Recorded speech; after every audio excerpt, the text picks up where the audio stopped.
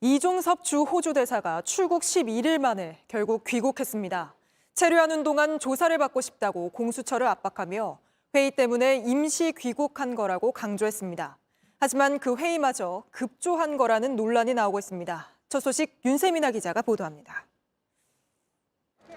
경호원을 앞세운 이종섭 주 호주 대사가 인천국제공항 입국장 문을 빠져나옵니다. 출국 금지 해제 뒤 기습적으로 출국했다가 열 하루 만에 다시 돌아온 겁니다. 임시 귀국한 것은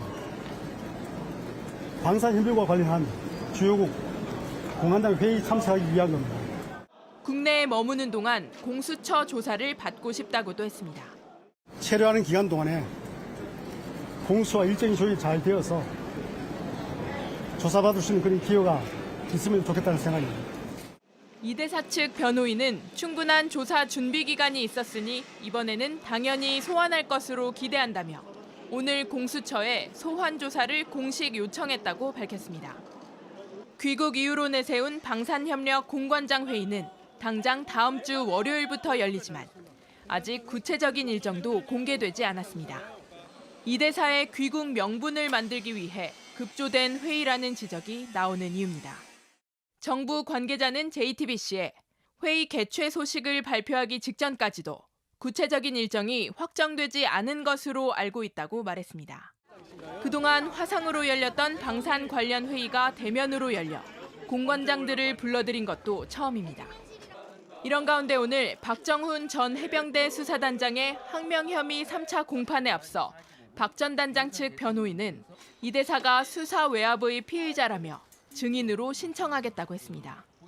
JTBC 윤세민아입니다. 이번에는 지켜야 할 걸 지키지 않는 공공기관장 사례를 전해드립니다. 전역을 앞둔 군인들의 취업을 돕는 국방전직교육원의 원장이 업무 시간에 여러 차례 골프를 치고 관용차까지 동원한 걸로 확인됐습니다. 교육원 측은 동아리 활동이었다고 해명했습니다. 먼저 심가은 기자의 단독 보도입니다. 경기도 여주에 있는 유명 골프장의 스코어 카드입니다.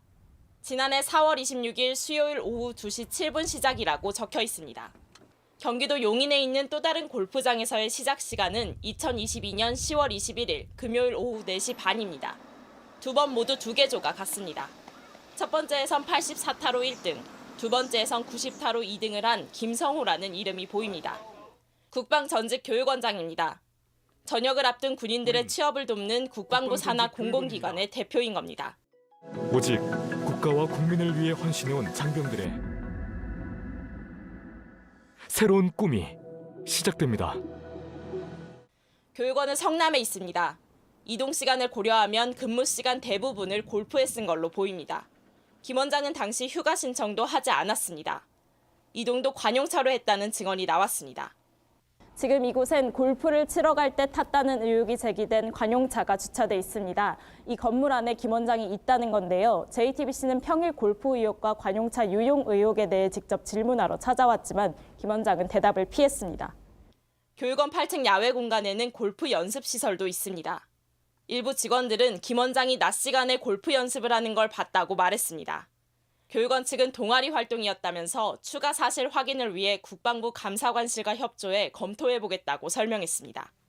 하지만 JTBC 취재 결과 당시 함께 골프를 친 사람 가운데는 교육원의 동아리 회원이 아닌 협력업체 직원도 포함된 걸로 확인됐습니다. JTBC 심가은입니다. 검찰이 50억 클럽에 연루된 권순일 전 대법관의 사무실을 압수수색했습니다. 대법관에서 퇴임한 뒤 변호사 등록을 하기 전에 대장동 사업의 법률 자문을 한 혐의입니다. 검찰은 이재명 민주당 대표의 재판을 둘러싼 이른바 재판 거래 의혹도 살펴볼 계획입니다. 박병영 기자입니다. 권순일 전 대법관 사무실에서 검찰 수사관들이 나옵니다. 검찰이 오늘 권 전 대법관 사무실을 압수수색했습니다. 변호사법 위반 혐의입니다. 검찰은 대장동 사업 시행사인 성남의뜰이 송전탑 문제로 성남시를 상대로 한 소송에 권 전 대법관이 관여한 것으로 보고 있습니다. 소송 자료를 검토하는 등 사실상 변호사 역할을 했다는 겁니다. 대장동 사업 관계자로부터 권 전 대법관을 찾아가 법적인 부분을 상담했다는 진술도 확보한 것으로 파악됐습니다. 당시 권 전 대법관은 대법관에서 물러난 뒤 변호사 등록을 하기 전입니다. 권 전 대법관은 퇴임 후 김만배 씨가 대주주인 회사의 고문을 맡으며 한 달에 1,500만 원씩 모두 1억 5천만 원을 받았습니다. 검찰은 2020년 7월 대법원이 민주당 이재명 대표의 선거법 위반을 무죄 취지로 판결하는 과정에서 불거진 재판거래 의혹도 살펴볼 계획입니다. 대장동 사업자인 김만배 씨는 대법원을 찾아가 현직이던 권 전 대법관을 여러 번 만났습니다. 공개되지 않은 재판 상황도 알고 있었습니다. 드러나지 않고 소부에서까지 2차 보고서도 왔었는데 이제 형사적 공동연구관이 이번에 바뀌어서 권 전 대법관은 재판거래 의혹에 대해 사실 무근이고 명예를 훼손하는 것에 심각한 유감이란 입장문을 낸 바 있습니다. JTBC 박병현입니다. 14명이 숨진 오송 지하차도 참사의 책임을 물어 검찰이 당시 충북경찰청장 등 경찰과 소방 16명을 무더기로 기소했습니다. 신고를 받고도 현장에 가지 않고 관련 서류를 허위 작성했다고 봤습니다. 정영재 기자입니다. 오송 궁평 제2지하차도에 물이 찬 건 오전 8시 30분쯤입니다. 물이 넘치기 시작한다는 신고는 오전 7시 4분과 58분 들어왔습니다. 출동한 경찰관 2명, 궁평 제2지하차도가 아니라 제1지하차도만 지나칩니다. 참사 직후 경찰은 신고자가 정확한 위치를 알려주지 않았다고 설명했습니다. 신고자는 궁평이 지하차도라는 말을 한 번도 언급을 안 합니다. 그러면서 112 상황실이 궁평 제2지하차도로 가라는 지령을 태블릿 PC로 내렸지만 오류가 났다고 해명했습니다. 하지만 오송 참사 수사 결과를 발표한 검찰은 이런 해명을 거짓으로 봤습니다. 검찰 관계자는 대검찰청 포렌식센터와 국립과학수사연구원 감정 결과 오류는 없었던 것으로 확인했다고 밝혔습니다. 그러면서 112 상황실이 2차례 재난신고를 비긴급 신고로 분류한 점, 또 현장 경찰관이 현장에 도착했는지 확인하지도 않고 종결 처리한 점을 업무상 주의 의무 위반으로 봤습니다. 참사 뒤 보고 과정에도 문제가 있었다고 지적했습니다. 재난 상황실을 운영하지 않은 사실을 숨기려고 계획서와 근무 일지를 가짜로 만들어 국회와 경찰청에 보고한 걸로 확인했습니다. 교통 비상근무 발령한 것처럼 꾸미고 근무자 무단 퇴근 사실도 숨긴 걸로 봤습니다. 이런 정황을 파악한 검찰은 전 충북경찰청장을 포함한 경찰 14명과 소방관 2명을 재판에 넘겼습니다. JTBC 정영재입니다. 지난 2018년 BMW의 특정 모델 28대가 갑자기 불에 타면서 리콜을 했었는데 올해 들어서도 또 2대가 불에 탔습니다. 하지만 여전히 사과나 보상은 제대로 못 받고 있습니다. 이승환 기자입니다. 차창 너머 시커먼 연기가 보입니다. 세차게 타오르는 불길 속에 있는 건 차량 한 대입니다. 카페로 들어가던 자동차에 갑자기 불이 붙은 겁니다. 누가 휘발유를 끼얹은 것 같은, 어떻게 그렇게 단시간에 활활 타오르는지.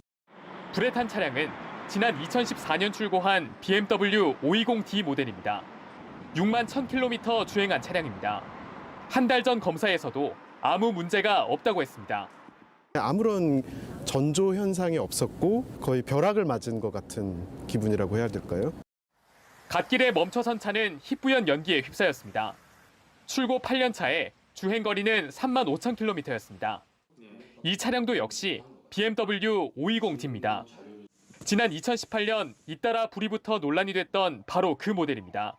주행이 안 되는 그런 느낌을 받았어요. 견인을 부르고 기다리는 찰나에 두 차량 모두 배기가스 재순환 장치 EGR을 리콜받았습니다.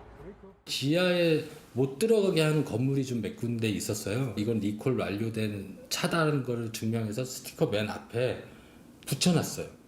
리콜까지 받은 차가 또 불이 붙은 이유, 제조사는 아직 모른다고 했습니다. BMW 측은 본사와 면밀히 조사 중이라고 했습니다. 최근 6년 동안 BMW 520D 화재는 58건입니다. 대부분 사과나 제대로 된 보상은 받지 못하고 있습니다. JTBC 이승환입니다. 안녕하세요. 뉴스룸 앵커 한민용입니다. 오늘도 JTBC 뉴스룸을 시청해주신 여러분 고맙습니다. 오늘 저녁에도 뉴스의 현장에서 찾아뵙겠습니다.